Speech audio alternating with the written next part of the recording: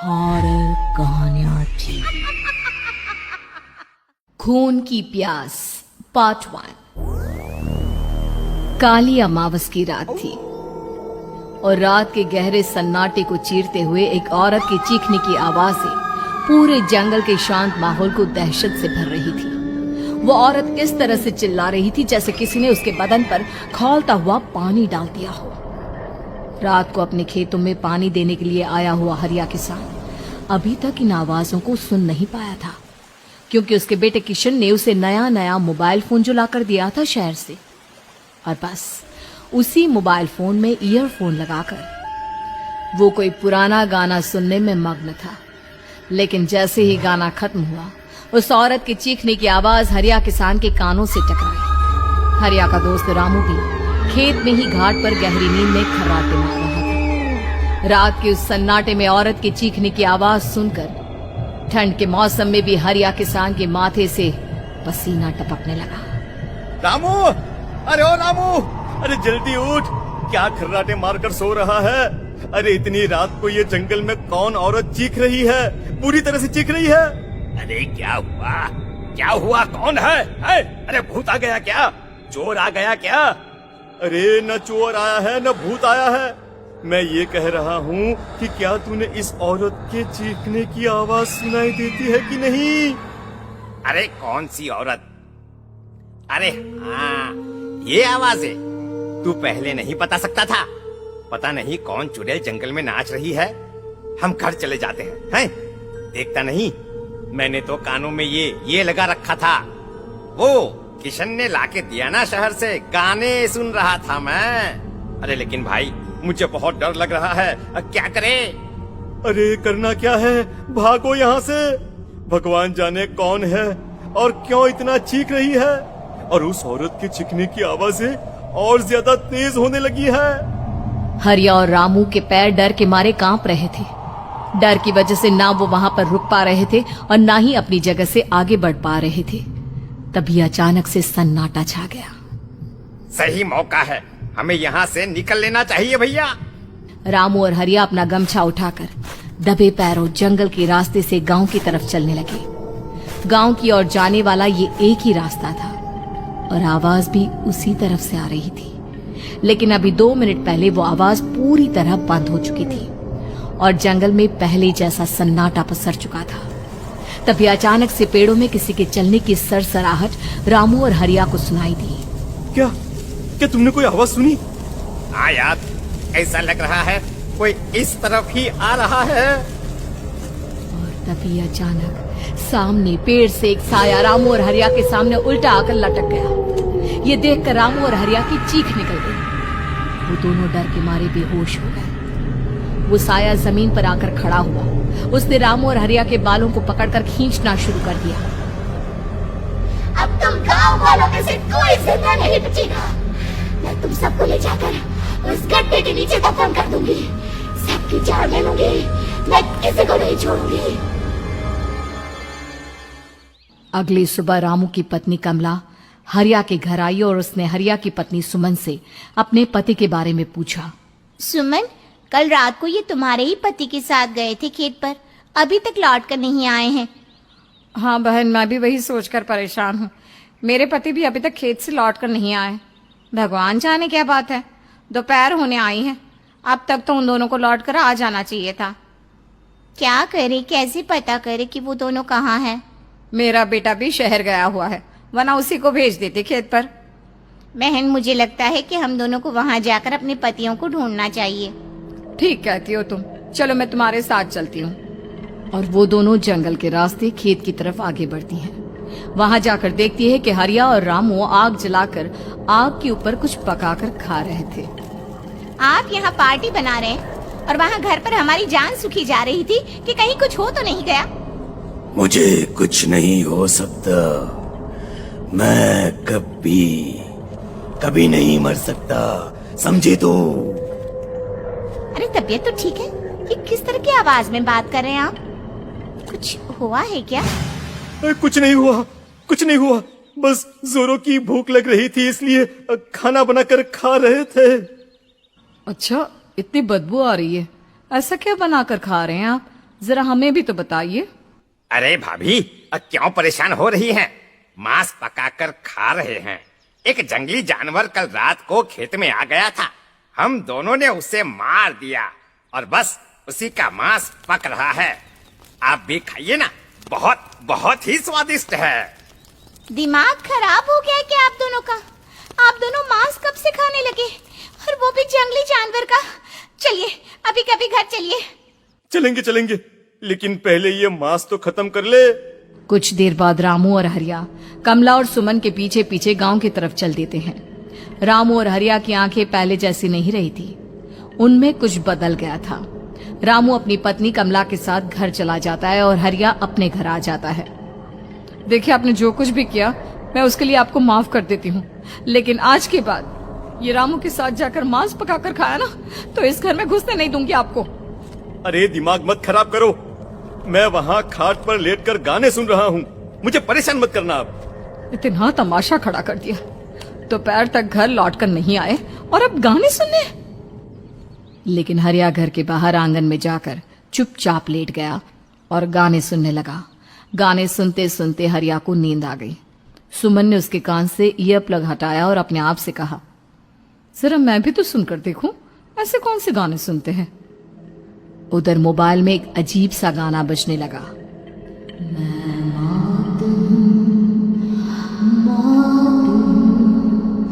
मौत जो बसरी है चारों, जो आएगी कहीं से निकल जाएगी सबको। मैं मात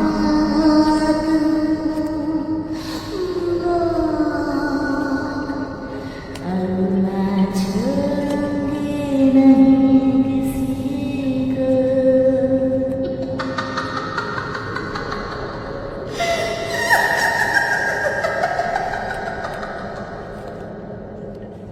सुमन ने घबराकर मोबाइल फोन दूर रख दिया। वो बुरी तरह से डर गई थी। तभी अचानक हरिया अपनी नींद से जागा और गर्दन टेढ़ी करते हुए सुमन के पास आया। क्या क्या कर रही थी? गाने सुन रही थी? वो ये कैसा गाना सुन रहे थे तुम मोबाइल के अंदर? मौत है, मौत। अरे ये सारी बातें छोड़ो और ये बताओ, आज शाम को तुम मेरे साथ खेत चलोगी? लेकिन क्यों? और तुम इस तरह से क्यों बात कर रहे हो? अपनी गर्दन सीधे रखकर बात करो ना। वो मेरी गर्दन में सोते सोते थोड़ा दर्द हो गया है। मेरे साथ आज खेत चलो ना। तुम्हारे साथ पूरी रात रहना चाहता हूँ। कैसी बात कर रहे हैं दिन दहाड़े? जरा भी शर्म नहीं आती क्या? अरे इसमें शर्माने वाली क्या बात है? तुम पत्नी हो मेरी। पूरी रात खेत पर रहता हूँ। मुझे भी तो तुम्हारे पास आने का हक है कि नहीं?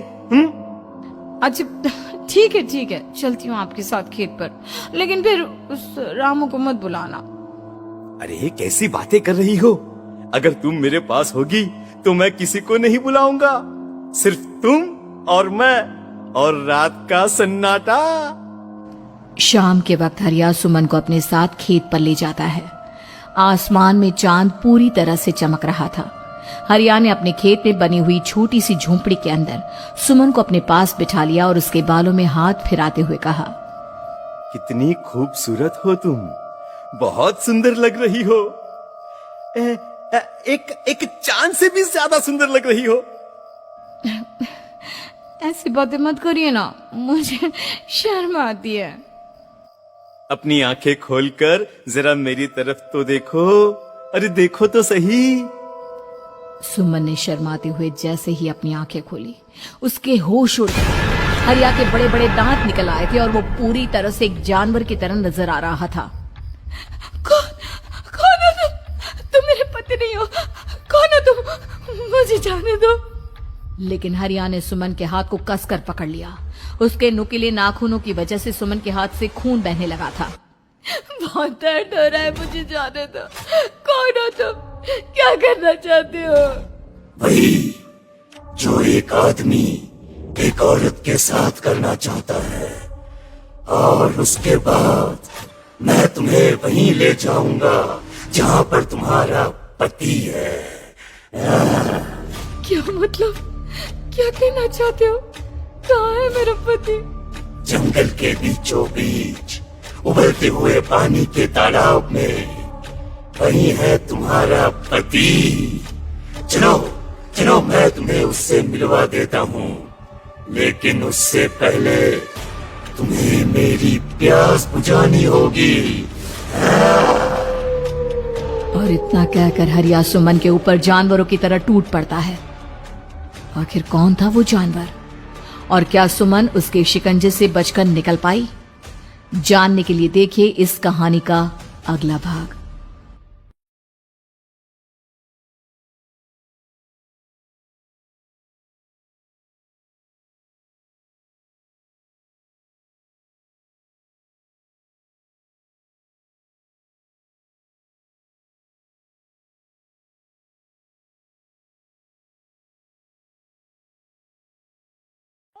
हॉरर कहानियां थी। खून की प्यास पार्ट 2। और उसके बाद वो जंगल एक बार फिर से सुमन की चीखों से गूंज उठा। लेकिन आज की रात सुमन की चीखों को सुनने वाला वहां पर कोई भी नहीं था। अगर वहां पर कोई मौजूद था तो बस हरिया, जो कि अब एक भेड़िए में बदल चुका था। सुमन के बालों को पकड़कर घसीटते हुए वो जंगल के बीचों बीच एक जगह पर ले जा रहा था। अगली सुबह गांव में। अरे भाई, पता नहीं क्या बात है, अपने गांव का हरिया किसान और उसकी पत्नी सुमन दोनों गायब हैं। दोनों का कोई अता पता नहीं। अरे कैसी बातें कर रहे हो भाई, ये कब हुआ है? अरे पूरे गांव में खबर फैली पड़ी है। कल रात को दोनों खेत की तरफ जा रहे थे, लेकिन लौटकर आए ही नहीं। तो हो सकता है अपने खेत पर होंगे। पूरा गांव ढूंढ कर आया है भाई। जानते हो क्या मिला वहां पर? क्या हुआ भाई, क्या मिला? बताओ हमें, क्या मिला? अरे हरिया की पत्नी सुमन के कपड़े पड़े हुए थे। शरीर का एक एक कपड़ा फटा हुआ झोपड़ी के बाहर पड़ा था, लेकिन दोनों पति पत्नी का कोई पता ठिकाना नहीं था। अरे भाई, लेकिन उसका जो दोस्त है ना रामू किसान, उससे पता करके आते हैं ना। अब तक तो दोनों साथ ही खेत पर जाया करते थे। हाँ, हमें उसके घर जाना चाहिए भाई। चलो चलो वहाँ चलते हैं, चलो। वो सारे लोग रामू के घर पर पहुंचते हैं। रामू अपने घर के बाहर बैठकर हुक्का पी रहा था। आज सारे के सारे लोग टोली बनाकर मेरे घर क्यों आ रहे हैं? क्या कोई मर गया क्या भाई? अरे कैसी बातें कर रहे हो? तुम्हारा सबसे अच्छा दोस्त हरिया और उसकी पत्नी गायब है, और तुम यहाँ बैठकर हुक्का पिए जा रहे हो हैं? रामू ने अजीब सी नजरों से उन सब गांव वालों की तरफ देखा, जिसकी वजह से वो लोग एक बार के लिए डर गए। गायब है? अरे गायब नहीं है, मुक्ति मिल गई है। उन दोनों को मुक्ति मिली है। इस दुनिया में आकर हर इंसान पाप करता है, और उसे उसके पापों के लिए मुक्ति मिलना बहुत जरूरी है। अरे ये कैसी बहकी बहकी बातें कर रहे हो भाई, हैं? और इसका चेहरा अजीब सा क्यों लग रहा है? लगता है दोस्त के मरने का गम बैठ गया है। पागल हो गया है शायद ये पागल। ये बात सुनते ही रामू चीख कर जोर से चिल्लाते हुए कहता है, पागल मैं नहीं हूँ, पागल तुम सब हो। और ये शैतानी जंगल अब तुम में से किसी को नहीं छोड़ने वाला, सबको खा जाएगा। याद रखना मेरी बात। शैतानी जंगल? कैसा शैतानी जंगल? लगता है रामू पागल हो चुका है। हमें यहाँ से चलना चाहिए भाई। चलो चलो चलो। तभी रामू की पत्नी बाहर आती है। नहीं, आप लोग इनकी बात का बुरा मत मानिए। 2 दिन पहले हरिया के साथ खेत पर गए थे। जब से वहां से आए हैं तब से ऐसी ही बातें कर रहे हैं। भगवान जाने ऐसा क्या देख लिया उन्होंने, खेत में कुछ भी बड़बड़ाते रहते हैं। लेकिन गांव के लोगों ने कमला की कोई बात नहीं सुनी, और वो सब वहां से चले गए। रात अब धीरे धीरे ढलने लगी थी। तभी अचानक किसी ने धीमी सी आवाज में रामू को पुकारा। रामू, आ जाओ, मैं तुम्हारा इंतजार कर रहा हूँ। और सुनो, अपनी पत्नी को साथ लेकर आना, नहीं तो काम अधूरा रह जाएगा। ये आवाज सुनते ही रामू के चेहरे पर शैतानी मुस्कुराहट आ जाती है। वो धीमे कदमों से अपने घर के अंदर आता है। क्या हुआ? तबीयत ठीक है ना अब आपकी? मैं तुझे अपने साथ खेत पर ले जाने आया हूँ, चल। मैं तुम्हारे साथ कहीं नहीं जाने वाली। मुन्ना गहरी नींद में सो रहा है और उसे अकेला छोड़कर मैं तुम्हारे साथ खेत पर नहीं आ सकती। वैसे भी तुम्हारे उन खेतों में भगवान जाने कौन सा राक्षस घूम रहा है, मुझे तो डर लगता है। रामू गुस्से में दांत पीसता अपनी झोपड़ी से बाहर आ जाता है और कमला गहरी नींद में अपने बच्चे के साथ सो जाती है। तभी अचानक रात को रामू की झोपड़ी के ऊपर एक साया वही गाना गुनगुनाते हुए घूमने लगता है जो हरिया के मोबाइल में बजा करता था। मैं मौत हूँ, मौत हूँ, मौत जो बसनी है चारों ओर, जो आएगी कहीं से निगल जाएगी सबको। मैं मौत हूँ, अब मैं छोड़ूंगी नहीं किसी को।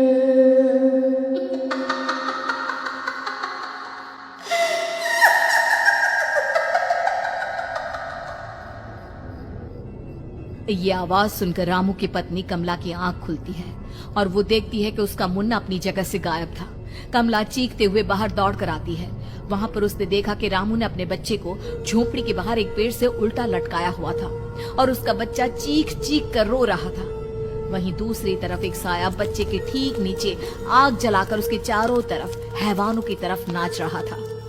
छोड़ दो मेरे बच्चे को। अरे क्या कर रहे हो तुम? शर्म नहीं आती तुम्हें अपने ही बच्चे को इस तरह मौत के हवाले करते हुए? अपना बच्चा? किसने कहा ये मेरा बच्चा है? अरे ये तो उस रामू की औलाद है, इस गांव के किसान रामू की, और मेरी दुश्मनी इस गांव के हर इंसान के साथ है। क्या कैसी बात कर रहे हो तुम? और ये औरत कौन है? ये मेरे बच्चे को खा जाएगी। तभी अचानक से उस साया ने एक बेहद खतरनाक दिखने वाली औरत का रूप ले लिया और उसकी आंखों से आग निकल रही थी। सही पहचाना तूने। मैं तेरे बच्चे को खा जाऊंगी। अगर तू अपनी इस हैवान पति रामू के साथ जंगल नहीं आए तो मैं तेरे बच्चे को खा जाऊंगी। लेकिन क्यों? आखिर क्या चाहते हो तुम मुझसे? मुझे जंगल क्यों ले जाना चाहती हो? औरत बुरी तरह से ठहाके मार मार कर जोर जोर से हंसने लगी और साथ में रामू भी। ये तो तुझे वहाँ चलने के बाद ही पता चलेगा ना। अगर तू नहीं आई तो थोड़ी देर में तेरा ये बच्चा आग में जलकर मर जाएगा। चल जल्दी। नहीं नहीं, मेरे बच्चे को छोड़ दो। तुम जहाँ कहोगे मैं तुम्हारे साथ चलने के लिए तैयार हूँ।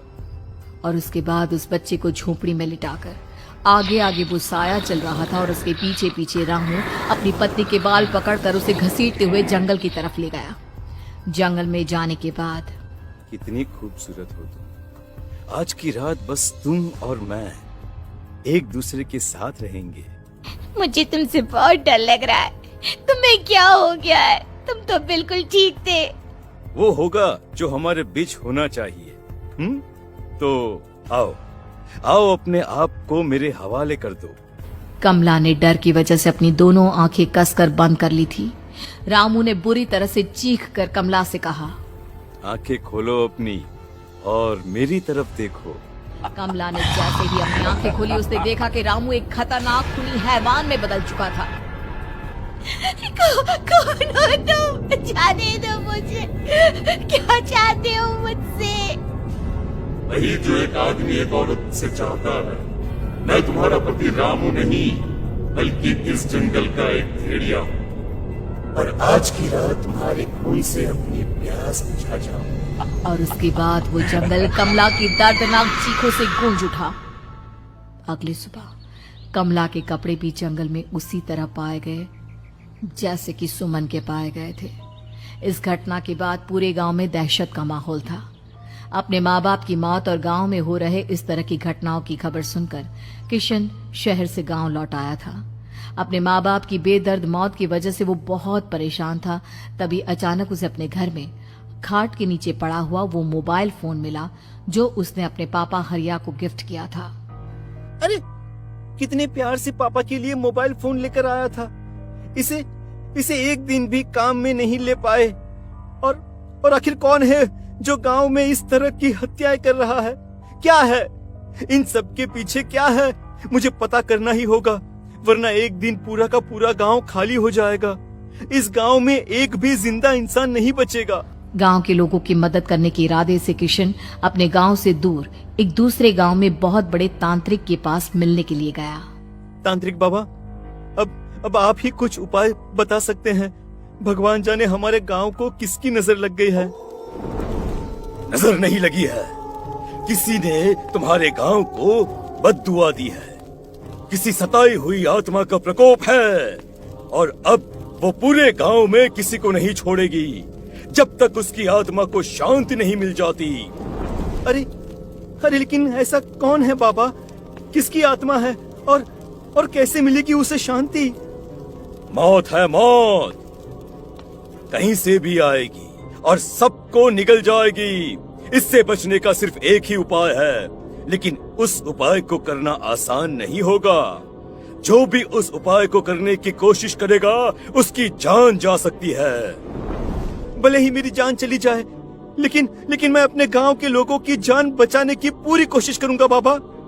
तो ठीक है, फिर अगली अमावस की रात जैसा मैं कहता हूँ वैसा ही करना। अमावस की रात तांत्रिक के बताए अनुसार किशन अपने साथ केरोसिन लेकर जंगल की तरफ चल पड़ा। उसके हाथ में देवी के मंदिर का सिंदूर भी था। किशन जंगल के बीचों बीच पहुंचा। ये देखकर उसकी आंखें फटी की फटी रह गई। वहां एक उबलते पानी का तालाब था और कई लोगों की लाश लटक रही थी। किशन के माँ बाप की लाश भी वहीं थी। माँ, बापू, क्या हो गया? ये क्या हो गया? तभी वहां पर एक औरत और आदमी आते हैं। उन्हें देखकर किशन चौंक जाता है। गोपाल काका, आपकी तो 5 साल पहले मौत हो गई थी। और निर्मला काकी, आप?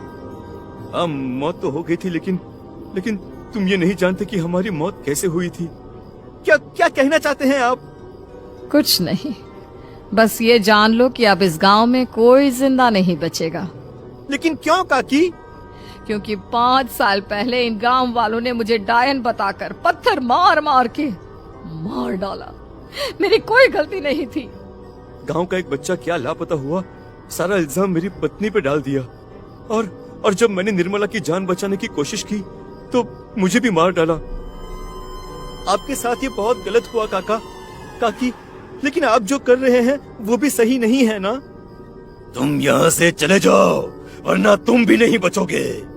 हमारी आत्मा पिछले 5 साल से मुक्ति के लिए भटक रही है। चले जाओ यहाँ से। मौका देखकर किशन सिंदूर उन दोनों के ऊपर डाल देता है। उनका शरीर जलने लगता है और वो भयानक तरीके से चिल्लाने लगते हैं। अगले ही पल किशन उनके ऊपर केरोसिन डाल देता है और वो दोनों जल जाते हैं। किशन अपने माँ बाप और दूसरी लाशों का अंतिम संस्कार करवाता है और अपने घर लौट आता है। लेकिन वो अभी भी इस बात से अनजान है कि मोबाइल अभी भी बज रहा था। मैं मौत हूँ, मौत।